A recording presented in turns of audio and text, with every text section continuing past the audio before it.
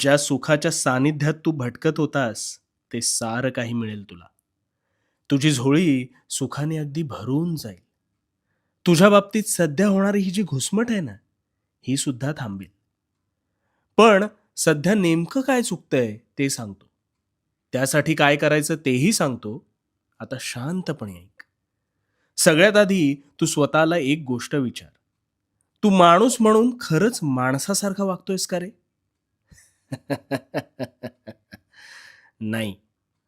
आता माणसासारखं म्हणजे काय हेच तू बहुधा विसरलायस.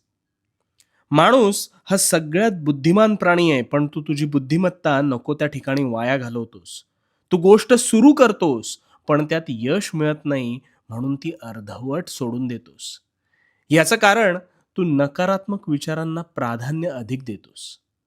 आता तसंच इतरांच्या बाबतीत तो असा का वागला, ती अशी का वागते, ह्याचाच अतिविचार करत बसतोस आणि स्वतःचा अमूल्य वेळ आणि मानसिक ताकद वाया घालवतोस. हे बघ, ज्याला जसं वागायचंय तसं वागू दे. कारण हा मूळ स्वभाव त्या माणसाचा आहे आणि त्यामुळे तू विचार केल्याने त्याचा स्वभाव काही बदलणार आहे का? नाही ना. मग तू विचार हा फक्त स्वतःचा कर आणि प्रत्येक दिवशी स्वतःला अधिक उत्तम बनवण्यावर काम कर. तू दगडात देव शोधतोस, पण दैनंदिन जीवनात जगताना मात्र माणसासाठी माणुसकी विसरून जातोस आणि स्वतःच्या स्वार्थासाठी देवळात जातोस आणि देवळात जाऊन स्वतःचं भलं व्हावं म्हणून देवाला दान करतोस. अरे किती तो स्वार्थीपणा.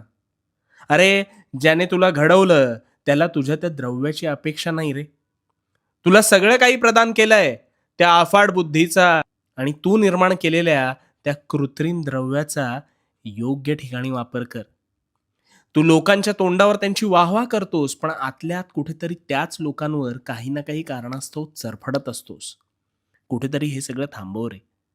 आणि माणूस म्हणून मनाने साफ राहा. स्वतःच्या अंतरंगात गोमूत्र शिंपड आणि मग बघ तुझी झोळी सुखाने भरते की नाही. आणि सत्कर्म करत असताना मी आहे तुझ्यासोबत. त्यामुळे भिवू नकोस. भिवू नकोस, कारण मी तुझ्या पाठीशी आहे. भिवू नकोस. मी तुझ्या पाठीशी आहे. गोंधळलेल्या मनस्थितीत दिसतोस. प्रत्येकाच्या बोलण्याचा त्रास होतोय तुला. त्रास होतोय का तू करून घेतोस? चल, तुझ्या मनाची ही घालमेल आज कायमची मिटवूया. आता जे मी तुला सांगणार आहे ते शांतपणे ऐक. तुझं आयुष्य पूर्णपणे पालटेल आणि तुझा अडकून राहण्याचा हा जो दृष्टिकोन आहे ना, तो सुद्धा बदलेल. एकदा एक राजविंडा हत्ती रस्त्याने जात होता.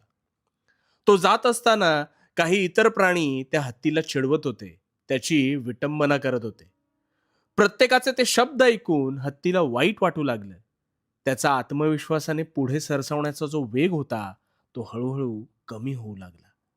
प्रत्येकाच्या बोलण्याने विचारांची चिंता त्याला जिवंत खाऊ लागली आणि कालांतराने ह्याच विचारांच्या भोवऱ्यात अडकून परिस्थितीला हरून हाच हत्ती जग सोडून गेला. त्यावेळेस त्याला घालून पाडून बोलणारे तेच जे प्राणी होते ना, ते तो हत्ती कसा चांगला होता ह्याचे गुणगान गाऊ लागले. आता ह्यातून तुला काय कळलं?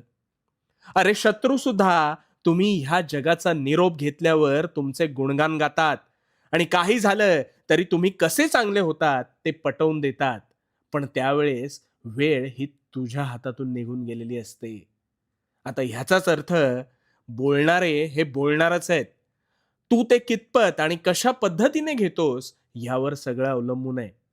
कोणाच्याही बोलण्याचा विचार करत बसू नकोस. स्वतःवर विश्वास ठेव आणि पुढे चालत राहा. म्हणजे नको असलेले भिरकावलेले दगड तुला कधीही लागणार नाहीत.